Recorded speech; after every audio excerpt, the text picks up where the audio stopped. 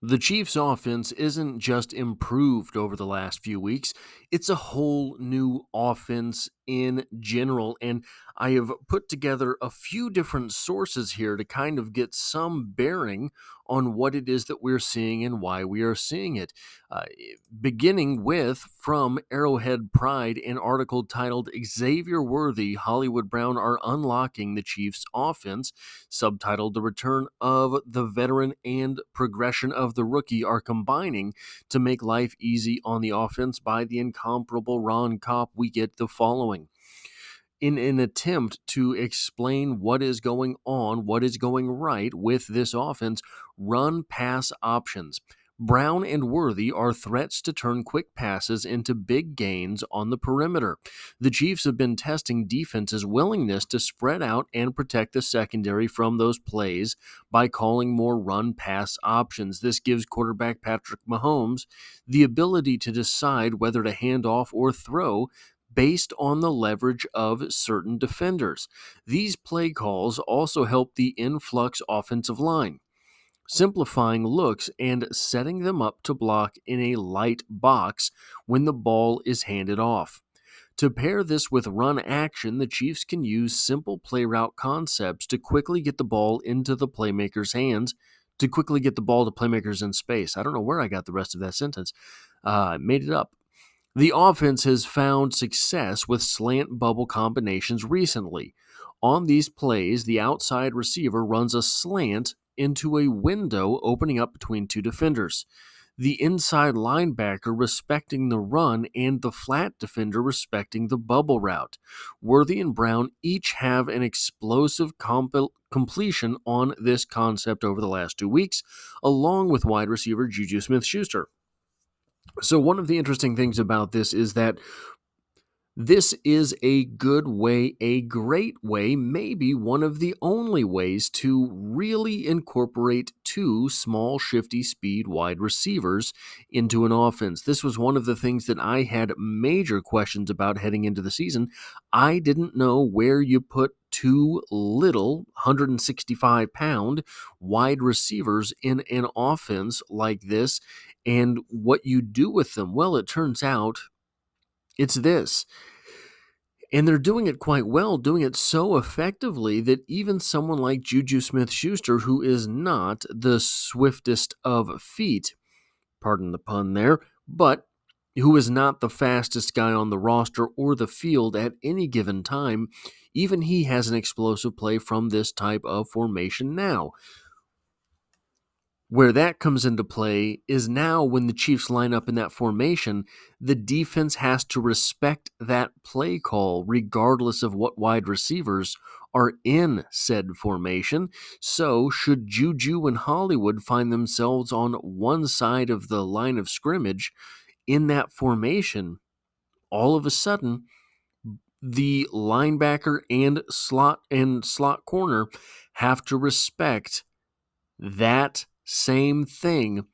Meanwhile, Xavier Worthy, the speed option, is somewhere else on the field. I think what's going to end up happening is you are going to get this route combination of the slant and the bubble paired with motion from Xavier Worthy coming across, which could, I think, look, you have a slant and a bubble paired with someone like Xavier Worthy running a wheel route.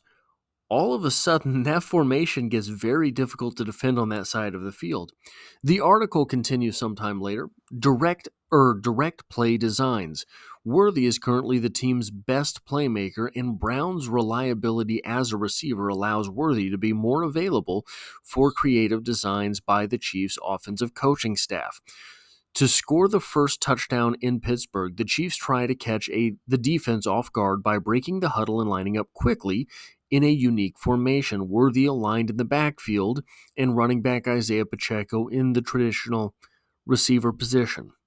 That forces hurried communication by the Steelers, who elect to counter with zone coverage.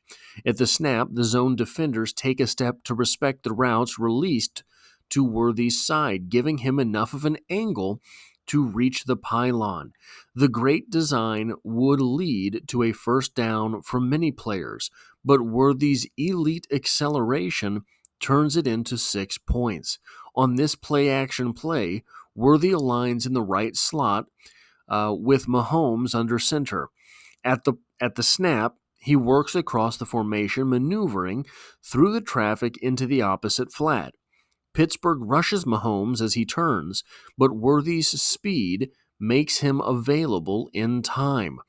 He has a step on the linebacker to the sideline and turns upfield so fast the chasing defender comes up empty on his attempt to grab Worthy. It shows how difficult it is for defenses to manage the speed, especially when it's deployed in unique ways.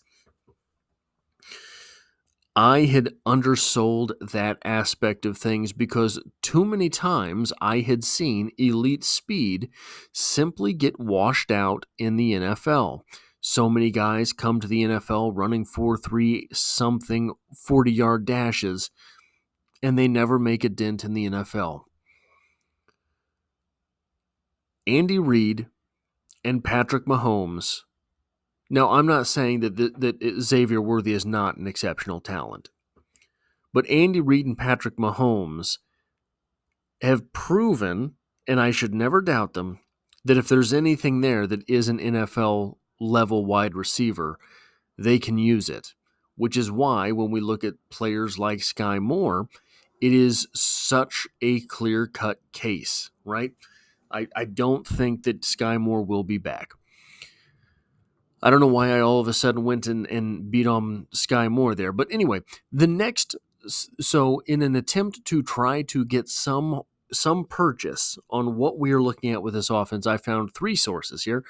The second source, Chiefs offense hitting its stride with the return of wide receiver Marquise Brown from injury from AP News by Dave Skretta. Kansas City made plays. That's why, they're at the top of the echelon of the NFL. Texans coach DeMeco Ryans said they found ways to win, especially in situational football. They did a really good job on third down staying on the field. The Chiefs finished 7 of 13 on third down. They were 3 for 5 in the red zone and 2 for 2 in goal-to-go situations.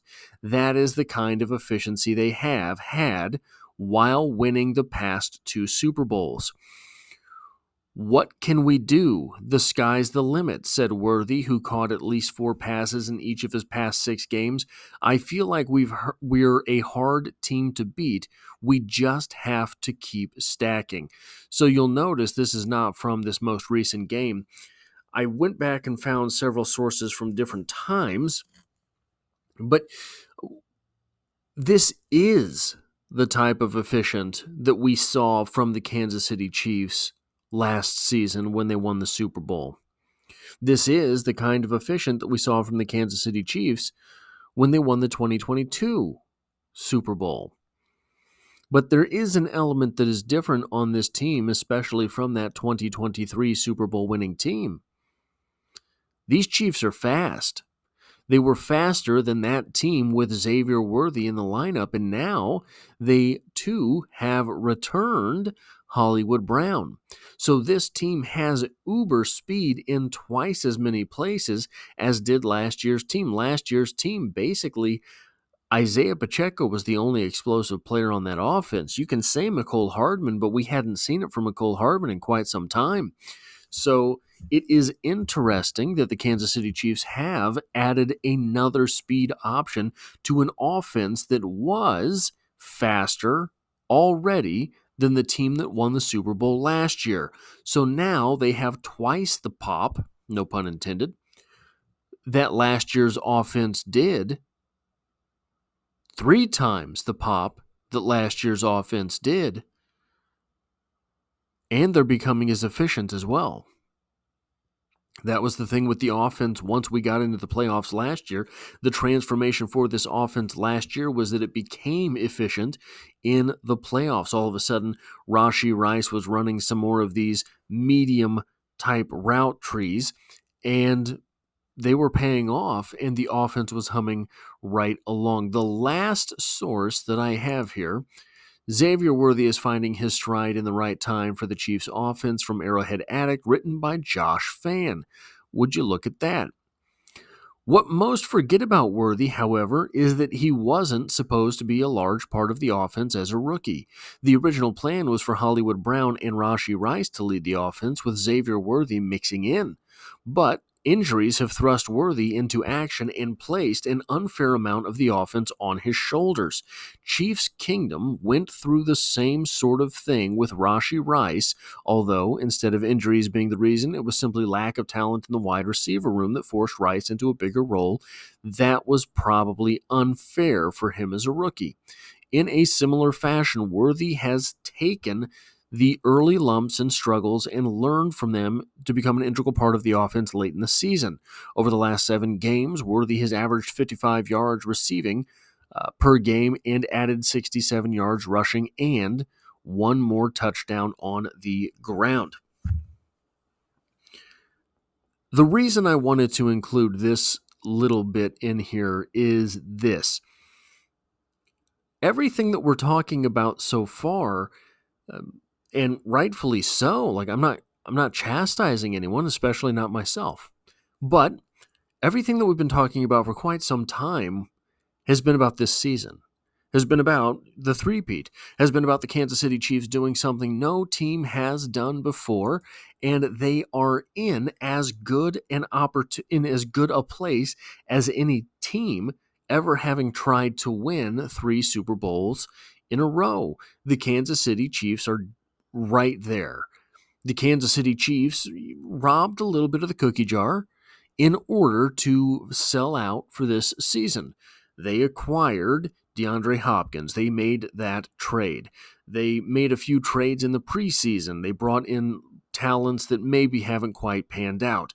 They made trades and made signings all season long when something didn't quite work out. Steven Nelson is still somewhere, probably in the building for the Kansas City Chiefs.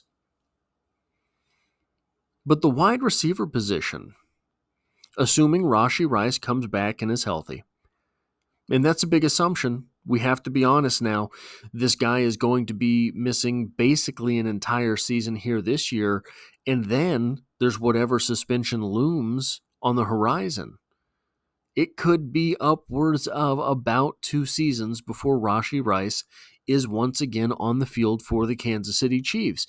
You can look anywhere in the history of you can look at any time period in the NFL. Players that step away from the game and attempt to come back, even if it is by injury, even if it is by suspension, if it is more than basically 1 calendar year, they struggle mightily. And I think that from things that we have seen with Roger Goodell in the past, a half season is probably right there about where we will see Rashee Rice suspended. But I'm not meaning to make this video about that. What I'm saying is Rashee Rice, should he return in shape and the receiver that we know he can be, guys, he's got a couple years left. Xavier Worthy getting all of this work in his rookie season, guys, he's here for 3 more years. Don't look now, but if Rashee Rice were on this active roster, the Kansas City Chiefs would be even at the expense of DeAndre Hopkins. The Kansas City Chiefs would be a much more explosive offense here. They're getting younger, bit by bit, piece by piece, and they're going to have to do something along the offensive line at the end of the season. But don't forget, they have 4 rookies on the active roster that are offensive linemen: Kingsley Suamataia, Hunter Nourzad, C.J. Hansen, as well as undrafted rookie free agent Ethan Driscoll. Add to that second-year offensive lineman Wanye Morris.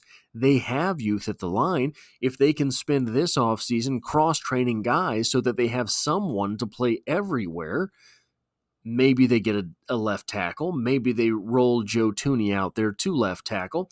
Whatever the combination of things is, they have young guys. They have rookies, second-year guys all over does this team. This might be the season that the Kansas City Chiefs three-peat.